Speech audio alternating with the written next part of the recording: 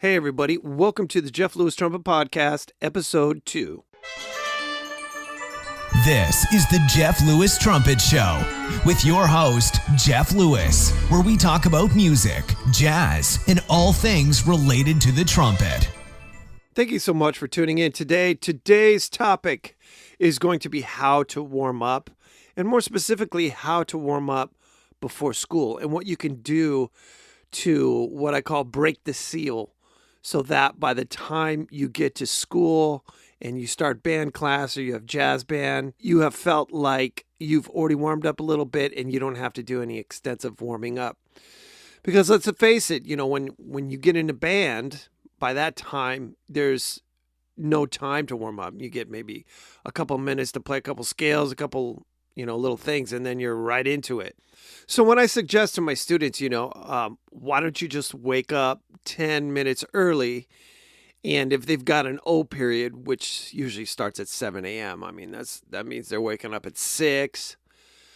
Oh, man, or even maybe 5:45 a.m., which sounds pretty brutal. But if you're only waking up 10 minutes earlier, it's not that big of a deal. You go to bed 10 minutes earlier or 15 minutes earlier or whatnot. And then they usually say, which makes sense, the rest of my family's sleeping, mom and dad are sleeping. And then I suggest, well, you can buzz on your mouthpiece. That's not too loud.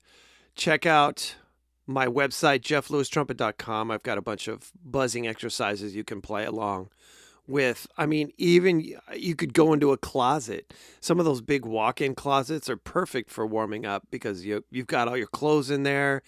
It's not that loud. The second option you have is if you have a garage, you can go into the garage, and if there's a car in there, use that as your practice room. I know may sound crazy, but these are all things that I used to do when I either lived in an apartment or had roommates, and warming up in the closet or in the car was always a really good option. The other thing that you can do is warm up in a practice mute.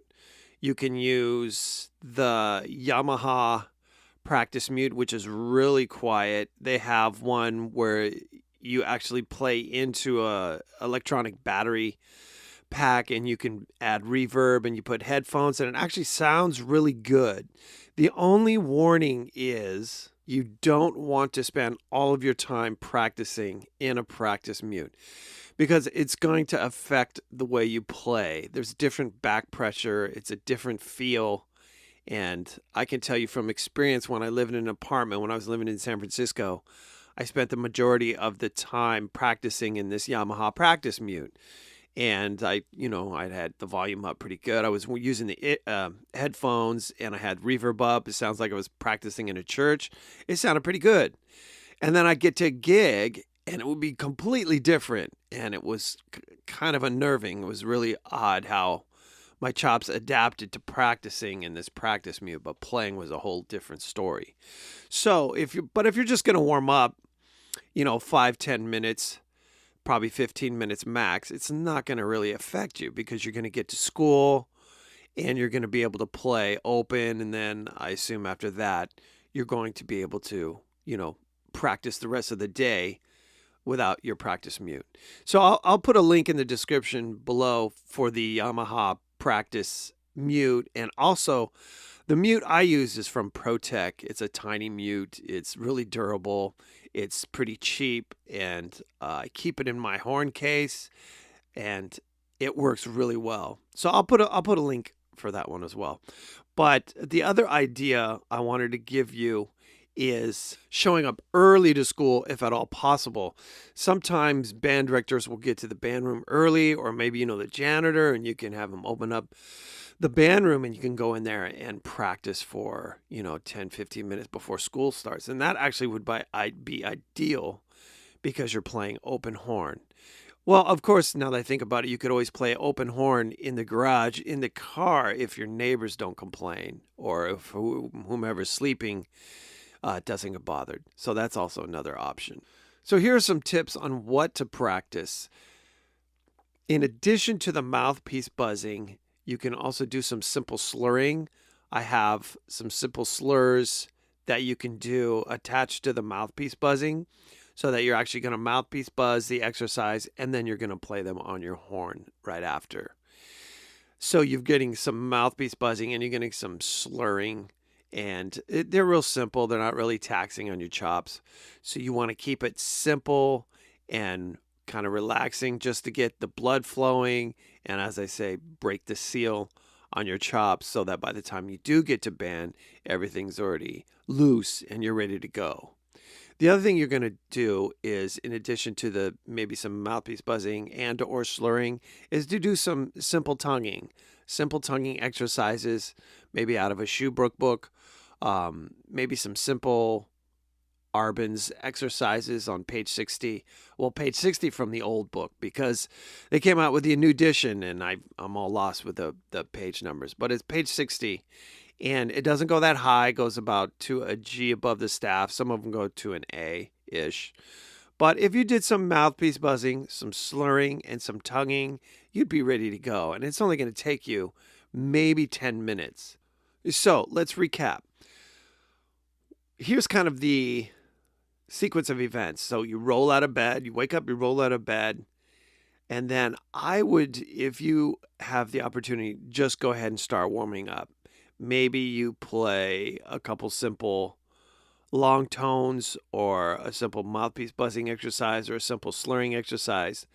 Then you go eat breakfast. Then you go brush your teeth, and then you go warm up 5 more minutes so that you're doing a lot of resting and playing. And this is really ideal because your chops are going to get a little bit stiff. It's in the morning, and then you can take a little break, right? You go eat. It's 5-10 minutes or whatever. And then you come back to the horn when your chops have, the one swelling has gone down. And then you warm up a little bit more. And I mean like 2 or 3 minutes, 5 minutes max. I mean, that's plenty of time. And then you go take a shower, do whatever get dressed or whatever. And then you come back and do another, 2, 3, 4, 5 minutes. So you've had 3 little micro sessions of 2 to 3, 5 minutes, something like that. And that would be a really great way of warming up before you're having to go to work or you're having to go to school or what have you.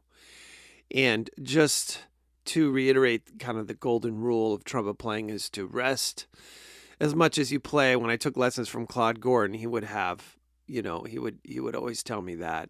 And it's written in a lot of books, just because our instrument is such that you can really, you can damage yourself, but you don't want to play really hard. I tell my students, if you have 30 minutes of practicing, you're not going to have the horn on your face for 30 minutes. You're going to have your horn on your face, preferably 15 of those 30 minutes. And in between, you're not playing at all. You're resting. All right. So that's it for today's podcast. And I'm hoping that's going to help you get ready to play in band or jazz band or orchestra before school and have your chops ready and not have to do any intense warming up right before band. Your chops will be all ready to go. All right. Thank you so much for listening, and we'll catch you in the next podcast. Thanks for listening to the Jeff Lewis Trumpet Podcast at www.jefflewistrumpet.com.